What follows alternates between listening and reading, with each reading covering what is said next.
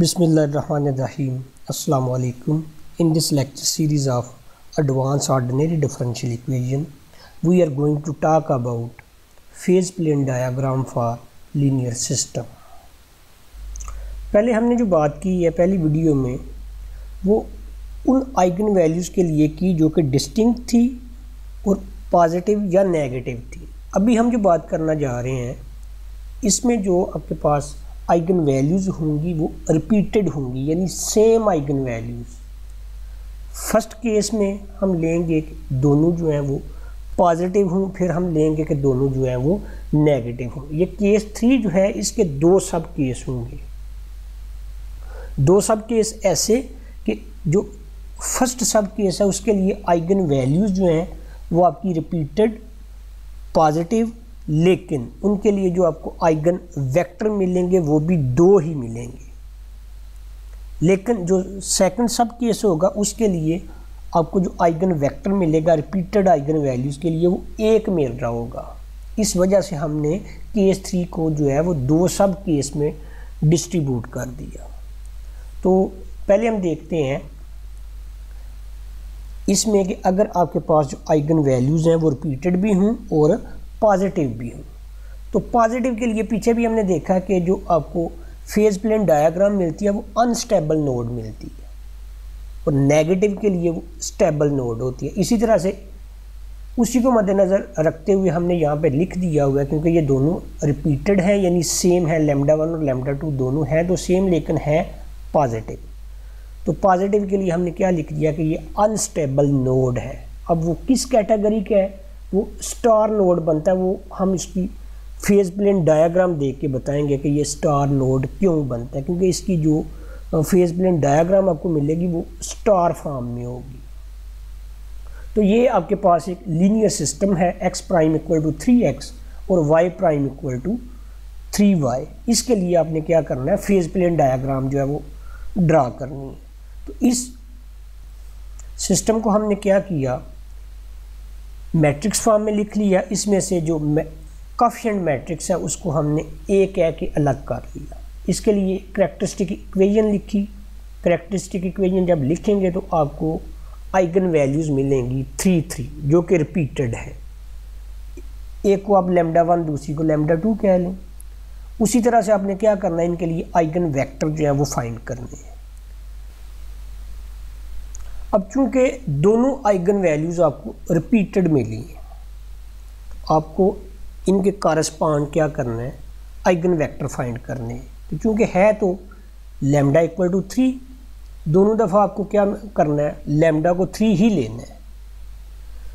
तो eigen vector के लिए मैंने इक्वेशन लिखी ax equal to λx, a minus 3i x equal to 0। ये आपके पास a है। डायगोनल एलिमेंट में से हमने क्या करना है, 3 को माइनस करना है। तो आपको ये मिलेगा null matrix 0 0 0 0 x1 x2 equal to 0 0, यानी जो इक्वेशन मिलेगी 0x1 plus 0x2 equal to 0। तो हम क्या कर सकते हैं अपनी मर्ज़ी से, यानी इसमें x1 भी आपका इंडिपेंडेंट है और x2 भी इंडिपेंडेंट है। मैं क्या करता हूँ, x1 को 0 ले लेता हूँ और x2 को 1 ले लेता हूँ। इसी तरह से x1 को मैं 1 ले सकता हूँ और x2 को मैं 0 ले सकता हूँ। इस तरह करने से मुझे क्या मिलेगा, दो जो है वो लीनियरली इंडिपेंडेंट आइगन वेक्टर मिल जाएंगे, एक 0 1 और एक 1 0।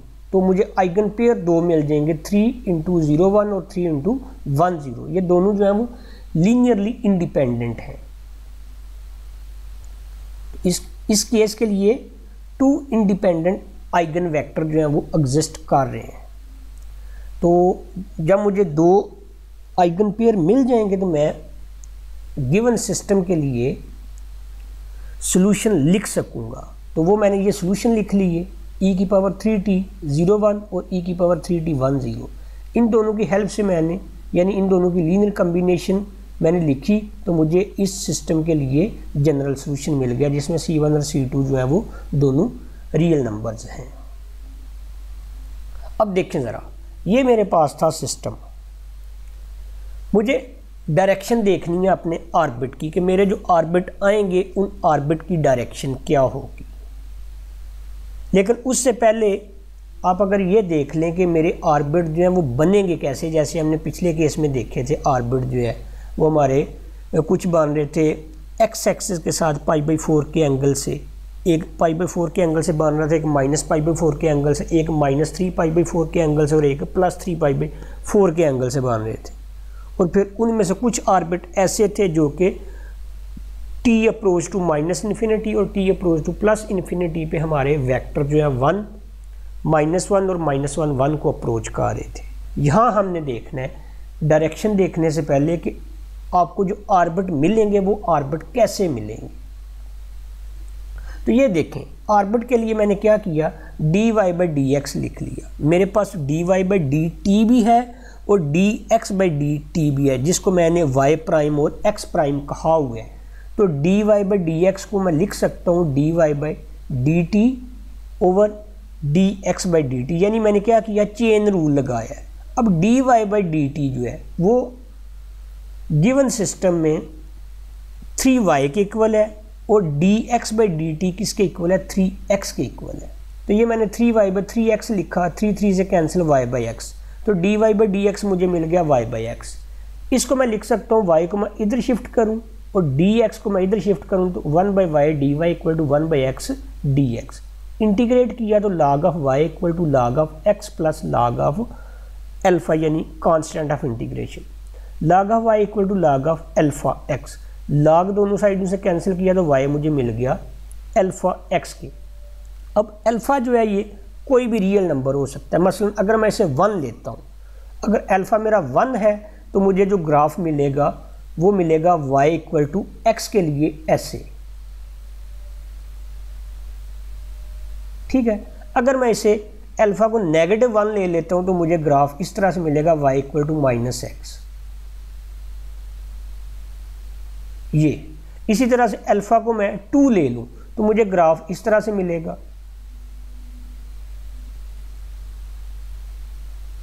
-2 ले लूँ तो इस तरह से मिलेगा। फिर अगर मैं इसको 1/2 लेता हूँ तो मुझे ग्राफ इस तरह से मिलेगा, -1/2 लेता हूँ तो इस तरह से मिलेगा।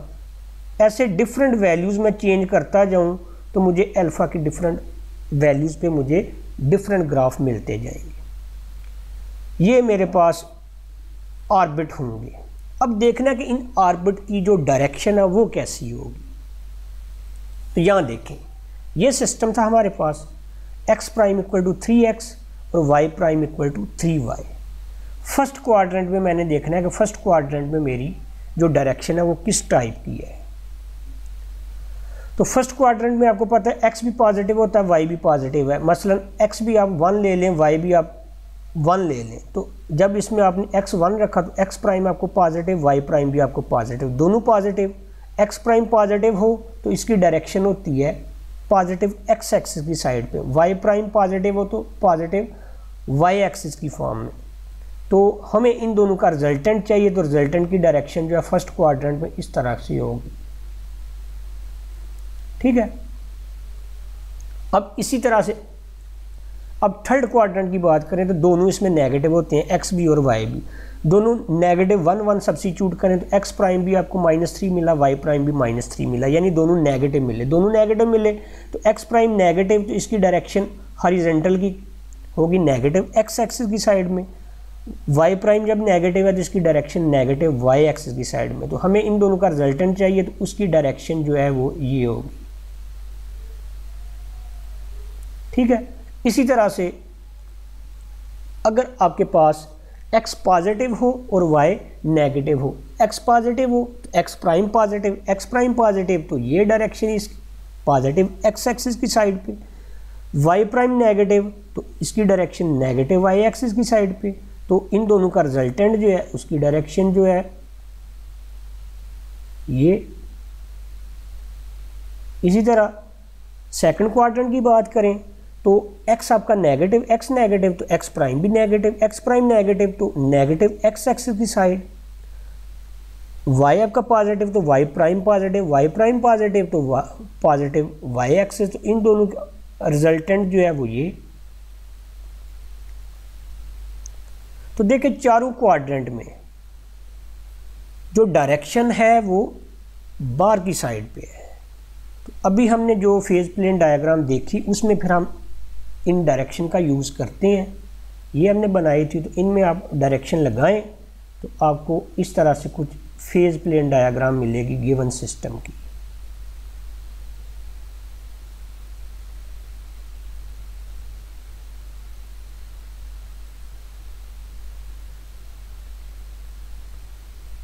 अब चूंकि आइगन वैल्यू जो है वो पॉजिटिव थी, तो पॉजिटिव के लिए हमें पता है कि ये जो आपको मिलेगा अनस्टेबल नोड मिलेगा, और साथ हमने ये भी कहा था कि अनस्टेबल स्टार नोड। तो देख लें जो आपको ये मिल रही है फेज प्लेन डायग्राम, ये बिल्कुल स्टार की फॉर्म में मिल रही है, ये स्टार बन रहा है सारे का सारा, ठीक है। इस वजह से हम इसे कहते हैं अनस्टेबल स्टार नोड, जो कि ये है। ओके, अब हम दूसरा केस देखते हैं जिसमें आइगन वैल्यूज़ हों तो रिपीटेड, आइगन वेक्टर जो है वो भी आपको 2 मिले, लेकिन आइगन वैल्यूज़ जो रिपीटेड मिल रही हैं वो नेगेटिव हों। ये दोनों हैं तो सेम, लेकिन क्या है, नेगेटिव है। तो जब नेगेटिव होंगी तो आपको स्टेबल नोड मिलेगा, और चूंकि दोनों रिपीटेड है तो फिर आपको क्या मिलेगा, स्टार नोड मिलेगा। स्टार नोड तब मिलता है जब आपको रिपीटेड आइगन वैल्यूज़ के correspond 2 linearly independent eigen vector मिल रहे हों, जैसा कि हमें पीछे मिले थे 1 0 और 0 1। इसमें भी देख ले, बिल्कुल सेम वही प्रोसीजर हमने अडॉप्ट किया। ये हमने सिस्टम लिखा x prime equal to -3x, y prime equal to -3y। इसको मैट्रिक्स फॉर्म में लिखा, इसमें कोफिशिएंट मैट्रिक्स अलग किया, कैरेक्टरिस्टिक इक्वेशन लिखी, क्वाड्रेटिक इक्वेशन बनी इन टर्म ऑफ लैम्डा। इसको सॉल्व किया तो आपको लैम्डा की 2 वैल्यूज़ मिली, -3 -3। तो -3 के कॉरस्पॉन्ड आपने आइगन वेक्टर फाइंड किया, आइगन वेक्टर के लिए इक्वेशन लिखी है x equal to lambda x, तो ये बनी a + 3i x equal to 0। तो वही इक्वेशन आपको 0x1 + 0x2 इक्वल टू 0, यानी x1 x2 दोनों इंडिपेंडेंट, आप अपनी मर्जी से ले सकते हैं। तो मैंने एक आइगन वेक्टर लिख लिया, उसमें x1 को 0 ले लिया, x2 को 1। तो दूसरे के लिए मैंने x1 को 1 ले लिया और x2 को 0 ले लिया। तो ये मुझे 2 आइगन पेयर मिले, -3 0 1 -3 1 0। ये दोनों लीनियरली इंडिपेंडेंट वेक्टर हैं। सोल्यूशन मैंने उसी फॉर्म में लिख लिया, e⁻³ 0 1 e⁻³ 1 0। इन दोनों की लीनियर कम्बिनेशन से मैंने गिवन सिस्टम के लिए जनरल सोल्यूशन लिख लिया, C1 e⁻³ 0 1 + C2 e⁻³ 1 0, और C1 C2 दोनों जो हैं वो रियल है। अब देखें ज़रा, हम पहले ऑर्बिट इसके लिए भी फाइंड करते हैं। तो चूंकि ये सिस्टम था, तो dy/dx equal to dy/dt/dx/dt। dx/dt जो है वो तो आपके पास -3x है, और dy/dt जो है वो -3y है, तो -3y/-3x y/x। सेम उसी तरह से हमने इसको सॉल्व किया, तो y equal to α x। Alpha की डिफरेंट वैल्यूज़ हम सब्सिट्यूट करेंगे तो आपको उसी तरह से स्टार नोड मिलेगा, लेकिन उसकी स्टेबिलिटी देखनी है कि वो स्टेबल है या अनस्टेबल है। तो वो हम इसकी डायरेक्शन को मद्देनज़र रखते हुए बता देंगे कि ये स्टेबल है या अनस्टेबल है।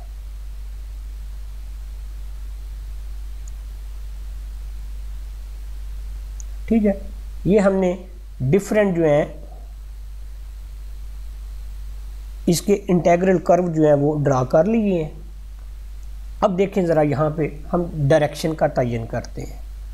ये आपके पास सिस्टम था, फर्स्ट क्वाड्रेंट में डायरेक्शन देखें तो अब क्या करें, x भी पॉजिटिव लें और y भी पॉजिटिव लें। जब दोनों पॉजिटिव हैं तो x अगर आप 1 लेते हैं, y भी 1 लेते हैं, तो x प्राइम भी आपको नेगेटिव मिल रहा है, y प्राइम भी नेगेटिव मिल रहा है। x प्राइम और y प्राइम नेगेटिव मिलने का मतलब ये है कि इन दोनों की डायरेक्शन जो है वो नेगेटिव x और y एक्सिस की डायरेक्शन में होगी। x प्राइम नेगेटिव है तो ये देखें, ये नेगेटिव x एक्सिस की जो है डायरेक्शन में, y प्राइम नेगेटिव है तो ये नेगेटिव y एक्सिस जो है उसकी डायरेक्शन में। इन दोनों का रिजल्टेंट जो है वो फिर ये होगा। ठीक है, इसी तरह से अगर आप थर्ड क्वाड्रेंट की बात करते हैं, दोनों नेगेटिव आपने लेने हैं, -1 -1 ले लें, -1 -1 रखें तो x प्राइम आपको +3 वाई प्राइम भी +3, दोनों पॉजिटिव मेरे हैं, दोनों पॉजिटिव मेरे हैं, तो एक्स प्राइम और वाई प्राइम पॉजिटिव होने का मतलब है कि दोनों की डायरेक्शन जो है पॉजिटिव एक्स और पॉजिटिव वाई एक्सिस की डायरेक्शन में होगी। ये एक्स के लिए, ये वाई के लिए, ये भी पॉजिटिव साइड पे, ये भी पॉजिटिव साइड पे। तो मुझे चूंकि दोनों के लिए रिजल्टेंट चाहिए, तो रिजल्टेंट इनका फिर ये होगा इस डायरेक्शन में, यानी ऑरिजिन की साइड पर डायरेक्शन होगी।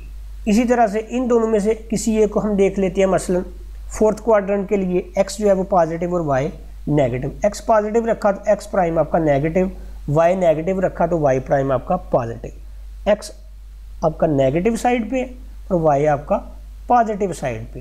तो रिजल्टेंट जो है वो इस तरह से सेकंड क्वाड्रेंट में रिजल्टेंट इस तरह से होगा, यानी आपकी जो डायरेक्शन है वो ऑरिजिन की साइड पे होंगी। और जब भी ऑरिजिन की साइड पे हूँ तो हमें पता है उसको हम कहते हैं कि ये स्टेबल नोड है।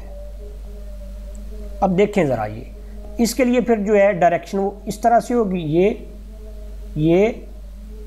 ये तो इस तरह से फिर देखें, ये हम लगाएंगे इस तरह से, ये ऑरिजिन की साइड पे जो है वो, इसको हम बोलेंगे कि ये स्टेबल स्टार नोड है।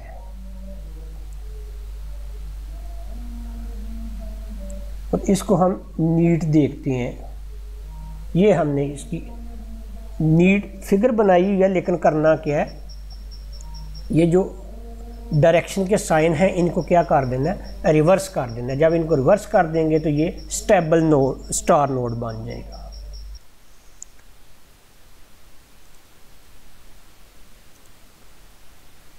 अब देखें, हम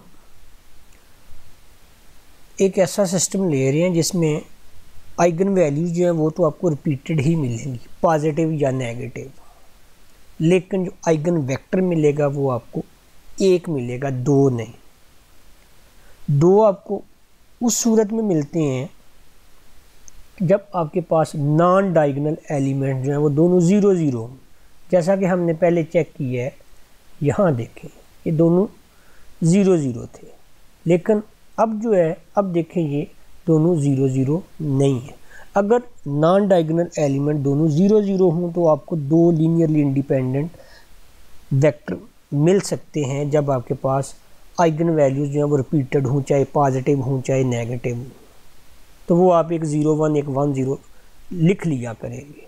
लेकिन अगर नॉन डायगोनल एलिमेंट जो है वो दोनों 0 0 नहीं है तो फिर आपको एक ही आइगन वेक्टर जो है वो मिलेगा, जो कि आप 0 1 या 1 0 लिख सकते हैं। वो डिपेंड करेगा इन पे। अगर 1 यहाँ पे है तो फिर आप आइगन वेक्टर लिखेंगे 0 1, और अगर ये जो है ये नॉन ज़ीरो है और ये 0 है तो फिर आप लिखेंगे 1 0 आइगन वेक्टर। ठीक है, तो ये सिस्टम है आपके पास। इसके लिए हमने फेज प्लेन डायग्राम ड्रा करनी है। x prime equal to -2x, y prime equal to x minus 2y। Matrix form में लिखते हुए इसमें से कोएफिशिएंट मैट्रिक्स हमने अलग कर लिया, करैक्टरिस्टिक इक्वेशन लिखी, सॉल्व की, तो हमें लेमडा की दो वैल्यूज़ मिली, -2 और -2। ये दो वैल्यूज़ हैं, नेगेटिव है। नेगेटिव के लिए आपको पता है कि आपको स्टेबल नोड मिलेगा, स्टेबल नोड।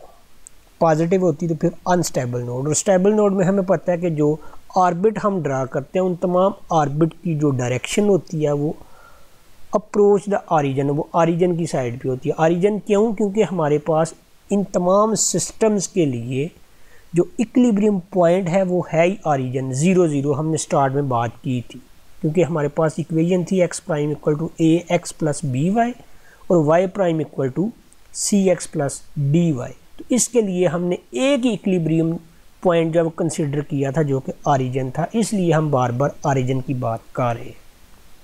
तो ये दो आपको आइगन वैल्यूज़ मिली, -2 तो -2 को कंसिडर करते हुए इसके कारस्पॉन्ड हम आइगन वेक्टर फाइंड करते हैं। आइगन वेक्टर की equation a plus 2ix equal to 0।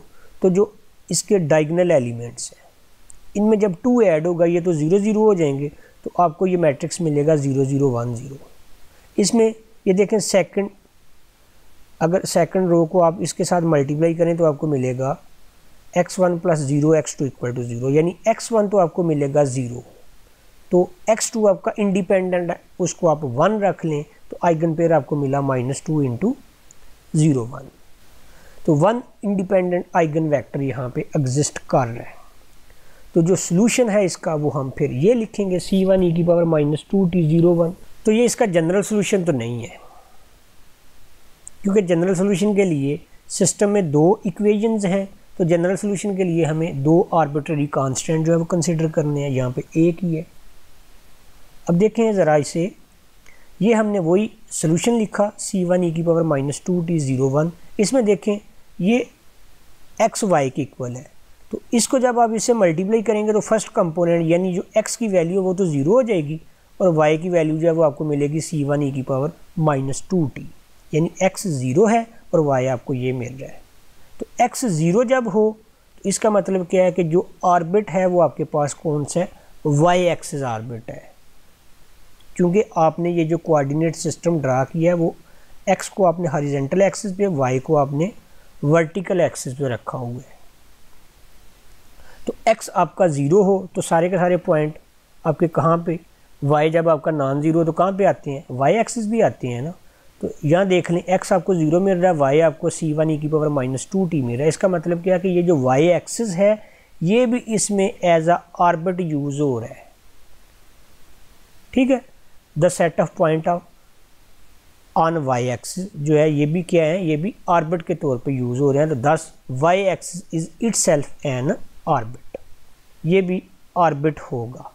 अब इसको हमने इस तरह से क्यों ड्रा किया है, यानी ये ऑरिजिन की साइड पे क्यों है, ऑरिजिन की साइड पे इसलिए है क्योंकि आइगन वैल्यूज़ आपके पास नेगेटिव थी और नेगेटिव में जो डायरेक्शन होती है वो अप्रोच करती है ऑरिजिन को। हम इसका सोल्यूशन जो है, क्योंकि जनरल सोल्यूशन तो हमें मिला नहीं है, तो जनरल सोल्यूशन देखने की कोशिश करते हैं। मसलन ये आपके पास फर्स्ट जो है इक्वेशन थी x prime equal to -2x, इसको अगर मैं लिखूं तो मैं इसे लिख सकता हूँ x prime by x equal to -2। Integrate करूँ तो log of x equal to -2t plus c मुझे इसका इंटेग्रल मिलेगा। इसको मैं लिख सकता हूँ x इक्वल टू, यानी log यहाँ से ख़त्म करूँ तो ये जो राइट हैंड साइड है ये e के एक्सपोनेंट में चली जाएगी, e की पावर -2t प्लस c। इसमें e की पावर c जो है ये मुझे कांस्टेंट मिल जाएगा, उसको मैं अल्फ़ा लिख लूँगा और e की पावर -2t, यानी xt जो है जो इस डिफरेंशियल इक्वेशन का सोल्यूशन है उसे मैं लिख लूँगा xt equal to alpha e की पावर -2t, जबकि अल्फ़ा जो है वो आपके पास कोई रियल नंबर हो सकता है। दूसरी इक्वेशन हमने ले ली y prime equal to x -2y, तो इसमें -2y को लेफ़्ट साइड पे शिफ्ट करें तो y prime plus 2y equal to alpha e की पावर -2t। ये linear first order differential equation in variable y है, इंडिपेंडेंट इसमें t है, डिपेंडेंट y है। तो इसको इंटीग्रेटिंग फैक्टर से सॉल्व करते हैं। इंटीग्रेटिंग फैक्टर e की पावर इंटेग्रल और ये जो y है इसका जो भी कोफिशिएंट होता है उसको हमने इंटीग्रेट करना होता है 2dt, तो ये मिला e की पावर 2t। उसके बाद इंटीग्रेटिंग फैक्टर को क्या करना होता है, डिफरेंशियल इक्वेशन से मल्टीप्लाई करना होता है। तो ये मल्टीप्लाई किया, लेफ्ट साइड जो है वो तो डिफरेंशियल की फॉर्म में लिखी जा सकती है d/dt e की पावर 2ty, यानी अगर आप इसका डेरिवेटिव एक्सपेंड करें तो आपको दोबारा से ये टर्म्स मिलेंगी। इक्वल टू जब इसको मल्टीप्लाई किया तो ये e की पावर 2t थी, e की पावर -2t से जब ये जो है जो राइट हैंड साइड में मल्टीप्लाई किया तो इस साइड पर सिर्फ आपके पास क्या रह गया, अल्फ़ा रह गया, क्योंकि ये थी ना y prime equal to x -2y, और 2y को आपने इधर शिफ्ट किया तो यहाँ आपके पास रह गया था x, और x आपको ये मिल चुका हुआ है पहले अल्फ़ा e की पावर -2t वो लिखा हुआ है, ठीक है। अब दोबारा से इसको इंटीग्रेट किया तो ये डिफरेंशियल ख़त्म हो गया, e की power 2t y equal to alpha t plus constant of integration beta. हमें y चाहिए तो y इक्वल टू इस e की पावर 2t को इधर शिफ्ट किया तो ये लिखा जाएगा अल्फ़ा t की power -2t plus beta e की पावर -2t। तो अब जनरल सोल्यूशन जो बना है वो बना x equal to alpha e की पावर -2t, ये जो हमने फाइंड किया था, और y equal to alpha t e की power -2t plus beta e की पावर -2t, ये जो अभी हमने फाइंड की, ये बन गया अब गिवन सिस्टम के लिए जनरल सोल्यूशन। इसी की हेल्प से हम क्या करेंगे, फेज प्लेन डायग्राम जो है वो ड्रा करेंगे। तो देखें ये जनरल सोल्यूशन हमने लिखा।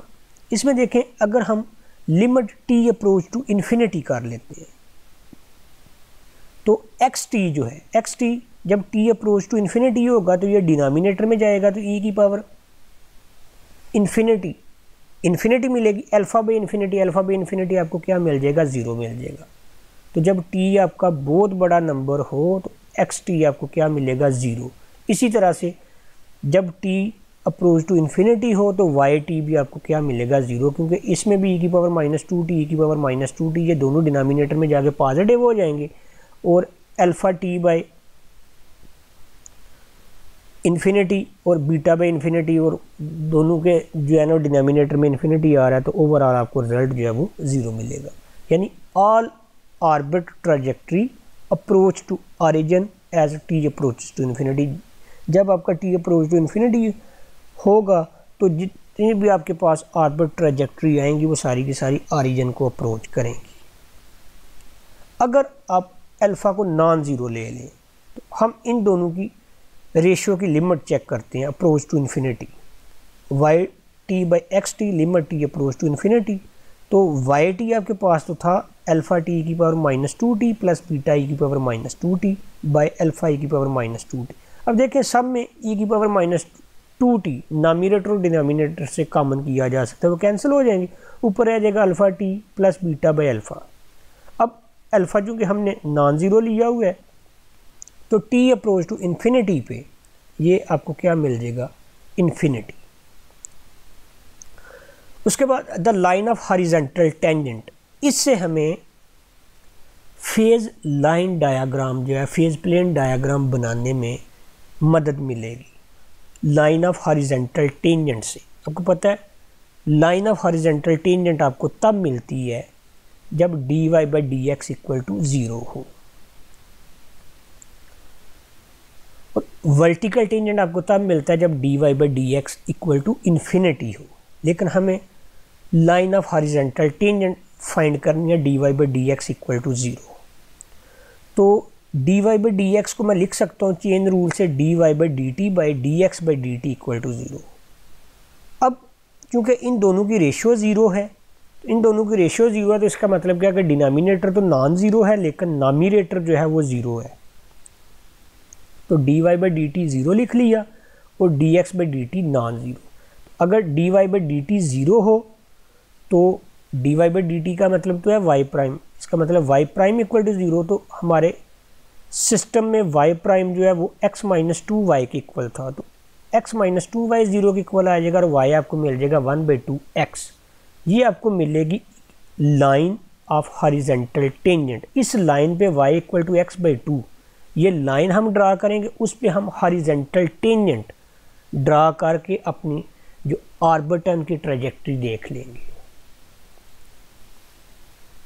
ठीक है, ये तो वही हमने देखा जो हम पहले देख चुके हैं कि जो y एक्सिस है ये भी इस सिस्टम में एक ऑर्बिट है। अब ये हमने y इक्वल टू x/2 वो जो लाइन हमें मिलती है वो हमने ड्रा कर ली। इस लाइन पे अब हम क्या करेंगे, हॉरिजॉन्टल टेंजेंट जो है वो ड्रा करेंगे। हॉरिजॉन्टल टेंजेंट ड्रा करेंगे तो हम अपने ऑर्बिट जो है वो ड्रा कर पाएंगे। ये हमने इसमें क्या किए, हॉरिजॉन्टल टेंजेंट जो है वो डिफरेंट पोजीशन पे ड्रा कर लिए। आपकी मर्ज़ी है जितने मर्ज़ी आप ड्रा कर लें। अब हमें करना क्या है, हमें यहाँ पे अपने ऑर्बिट की ट्रैजेक्टरी जो है वो ड्रा करनी है। तो ये देखें, फिर इस तरह से हम अपने ऑर्बिट ड्रा करेंगे जो कि इस हॉरिजॉन्टल टेंजेंट में से गुजरते हुए ऐसे ऑरिजिन पे पहुंचेंगे। ये फिर एक हम ऐसे लेंगे, ये अब ये डिपेंड करता है कि आपने हॉरिजॉन्टल टेंजेंट जो है वो कितने लिए हुए हैं।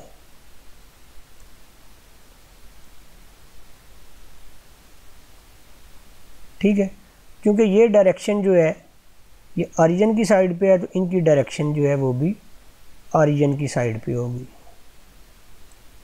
इसकी डायरेक्शन भी ऑरिजिन की साइड पे है तो ये भी ऑरिजिन की साइड पे डायरेक्शन होगी। इस तरह से आपको इस सिस्टम के लिए फेज प्लेन डायग्राम मिलेगी जो कि ये है।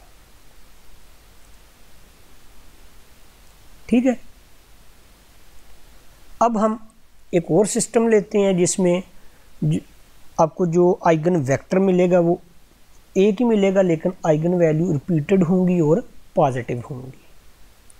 ये चूँकि स्टेबल है, स्टेबल इसलिए है कि आइगन वैल्यू जो आपको मिली थी वो नेगेटिव थी।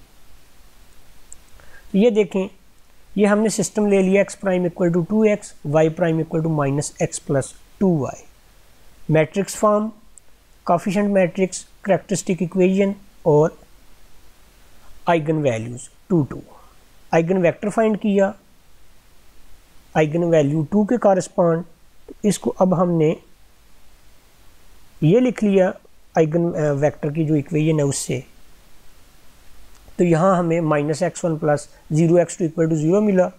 x1 तो आपका 0 होगा और x2 आप अपनी मर्ज़ी से 1 ले लेंगे, क्योंकि इसमें भी नॉन डायगोनल एलिमेंट जो है वो एक 0 है और एक नॉन 0 है। क्योंकि इस पोजीशन पे नॉन 0 है, इस वजह से जो आपको आइगन वेक्टर मिलेगा वो 0 1 मिलेगा। अगर ये इस पोजीशन पे नॉन 0 होता, इस पोजीशन पे 0 होता, तो फिर जो आइगन वेक्टर मिलता वो 1 0 होता। ठीक है, तो इस केस में भी हमें क्या मिल रहा है, एक ही सोल्यूशन मिल रहा है, c1e⁻2t01। बिल्कुल सेम उसी तरह से आपने इसको भी सॉल्व करना है, सब कुछ वही करना है जो हमने पिछले केस में की है, पिछली प्रॉब्लम में जो की है। तो इसके लिए क्योंकि आइगन वैल्यूज़ आपको पॉजिटिव मिल रही हैं, तो जब आप ट्रैजेक्टरी ड्रा करेंगे तो वो ट्रैजेक्टरी जो है जैसे हमने पहले ड्रा की है उसी तरह से ड्रा करेंगे, लेकिन उनकी जो डायरेक्शन होगी वो रिवर्स कर देंगे। ये है ना वो, ये पहली वाली है, इनमें हमने क्या करना है, इन डायरेक्शन को क्या करना है, रिवर्स कर देना है। तो ये हमने लिख दिया है, phase plane diagram for the given system is obtained with the arrows reversed. ये एरो जो है ये आपको रिवर्स करने पड़ेंगे, तो इस सिस्टम के लिए आपको फेज प्लेन डायग्राम जो है वो मिल जाएगी।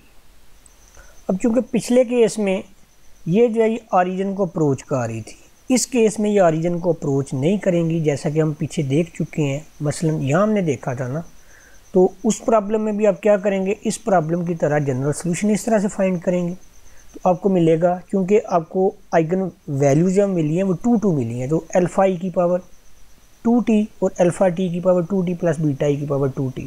तो जब आप t अप्रोच टू इन्फिनिटी करेंगे तो ये भी अप्रोच टू इन्फिनिटी, ये भी अप्रोच टू इन्फिनिटी होगा, अप्रोच टू 0 नहीं। अप्रोच टू 0 हो तो फिर ट्रैजेक्टरी जो है वो आपकी 0 को अप्रोच कर रही है, यानी स्टेबल नोड होगा। तो जब अप्रोच टू इन्फिनिटी होगी तो इसका मतलब क्या है कि वो 0 से दूर जा रही हैं, इसका मतलब क्या है कि वो अनस्टेबल नोड होगा। ठीक है, बाकी सारा प्रोसेस आपने इसी प्रॉब्लम की तरह इस प्रॉब्लम में भी कर लेना है, जिसके लिए आपको उसी तरह से ट्रैजेक्टरीज मिलेंगी, लेकिन इनके जो साइन है ऑफ डायरेक्शन है ये रिवर्स होंगे, जो कि आपको नज़र आ रहे हैं, ये नहीं, आपने इनको रिवर्स कर लेना है। अल्लाह हाफिज़।